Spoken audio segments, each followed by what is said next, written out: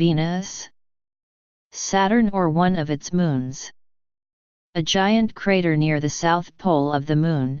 Those are some of the destinations NASA is considering in a competition it calls New Frontiers for a forthcoming robotic planetary mission. It is like the interplanetary version of Shark Tank. The space agency will announce the finalists on Wednesday. The previous New Frontiers competitions featured 2 or 3 finalists. Each selected team will get $4 million to flesh out its idea, and NASA will decide in 2019 which mission to actually build and launch by the end of 2025. NASA flies 2 types of science missions. For some, like the Mars Curiosity rover and upcoming spacecraft that will explore Jupiter's moon Europa, the agency decides where it wants to go and then builds and operates the mission itself. For others, including New Frontiers missions, NASA solicits suggestions from inside and outside the space agency. NASA has flown 3 New Frontiers missions. The first, New Horizons, zipped past Pluto 2 years ago.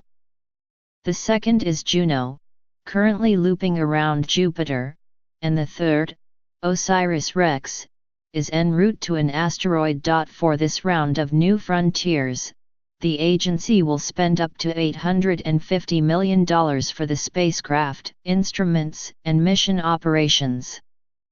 Add in the cost of the rocket to get the spacecraft off the ground, and the total price tag will be about $1 billion. NASA received 12 proposals but released no information about them. The teams, however, are free to discuss their ideas publicly. Here is what we know about them. In some ways, Venus is a closer twin of Earth than Mars is. It is much closer in size, and scientists wonder how a planet that probably started with temperate conditions turned hellish. While NASA has sent a flotilla of spacecraft to Mars, it has not been to Venus since the end of the Magellan mission more than 20 years ago.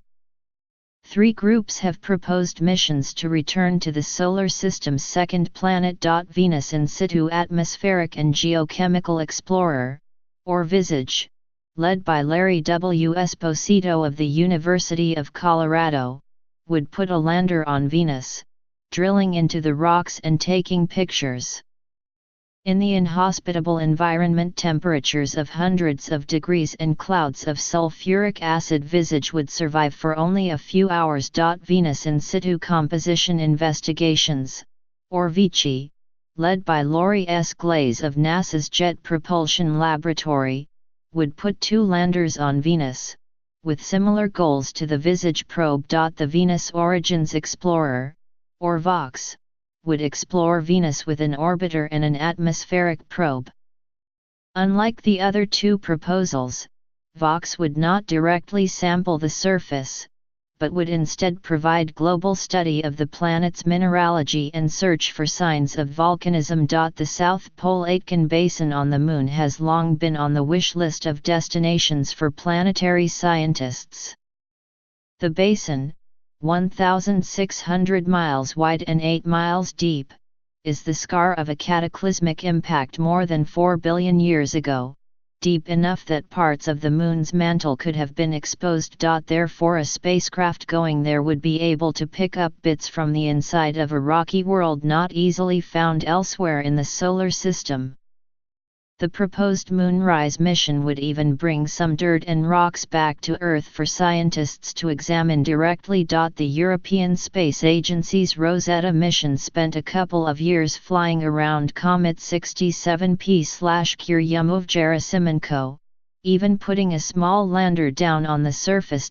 Comet Nucleus Dust and Organics Return, or CONDOR, proposed by NASA's Jet Propulsion Laboratory, would return to Comet 67P, scoop up samples and bring them to Earth for closer study. The Comet Rendezvous, Sample Acquisition, Investigation, and Return, or CORSAIR, a collaboration between NASA Ames Research Center and the Johns Hopkins University Applied Physics Laboratory, is similar to Condor except it would bring back samples from a different comet, 88P/Howell. Van Kane, a blogger following planetary science missions, reported in October that there is a third proposal for a cometary sample return, named Caesar, led by Stephen W. Squires of Cornell University, the principal investigator for the Opportunity rover on Mars. But nothing else is known, not even what Caesar stands for. To build upon the success and legacy of the Cassini mission to Saturn, which ended this year, 5 missions have been proposed to return to the ringed planet or its moons. The Saturn Probe Interior and Atmosphere Explorer, or SPRITE, would do essentially what the Cassini spacecraft did in September: drop into Saturn, except SPRITE would go much deeper.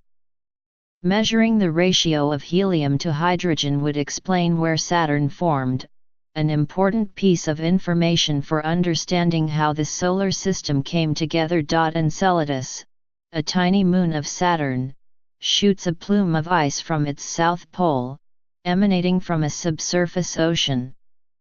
The Enceladus Life Finder, or ELF, led by Jonathan Ilunin of Cornell University, would fly through the plumes with instruments that could identify carbon-based molecules and other ingredients to discern if the oceans possess conditions amenable for life. Another proposal to visit the icy satellite, led by Christopher P. McKay, an astrobiologist at NASA Ames Research Center, is called Enceladus Life Signatures and Habitability, or ELSA, but no details are known. 2 missions have also been proposed to study Titan, which is Saturn's biggest moon and has seas of hydrocarbons. Oceanus, led by Christoph Soden, the chief scientist for solar system exploration at the Jet Propulsion Laboratory, would study Titan from orbit. Dragonfly, proposed by the Johns Hopkins University Applied Physics Laboratory, is perhaps the most unusual spacecraft concept. It would essentially send a self-flying helicopter to explore Titan, hopping from one intriguing spot to another.